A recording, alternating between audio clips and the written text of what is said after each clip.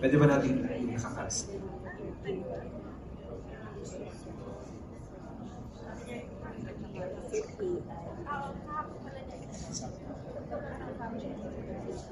Yeah, imagine no, this is funded both by the government and the civil service organization. But na-imagine nyo, di ba, may dalawang dimensions tayo ngayon.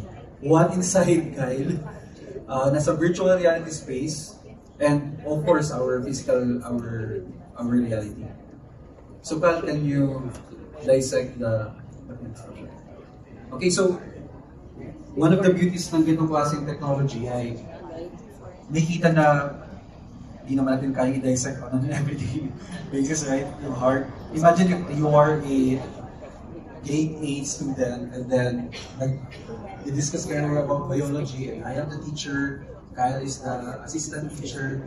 So you can really see na this technology, instead of investing of hundreds of millions of laboratories all over the Philippines, which I'm not saying na huwag natin gawin, there are low-hanging fruits na kayang i-achieve with the help of technology.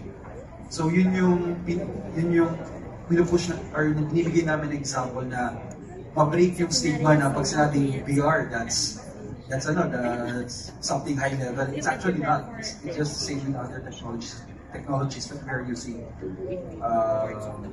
every day.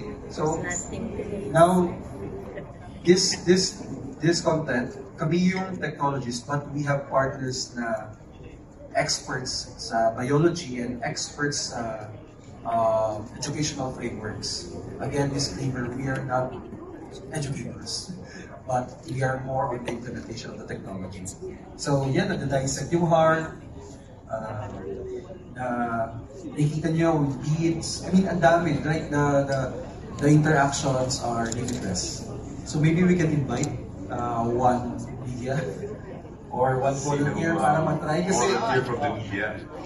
Hindi nyo po ma-appreciate sa screen, pero pag sinabi po siya, it's very different. It's parang high-res siya.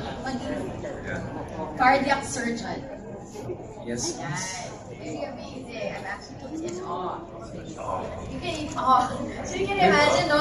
So sabi nga ni Engineer Serge, sila yung technology experts or technologists. Yan na yung term na ginagamit niya, no? And you can imagine if they partner with a content na maraming knowledge or data or information that could actually be shared with other people in experience.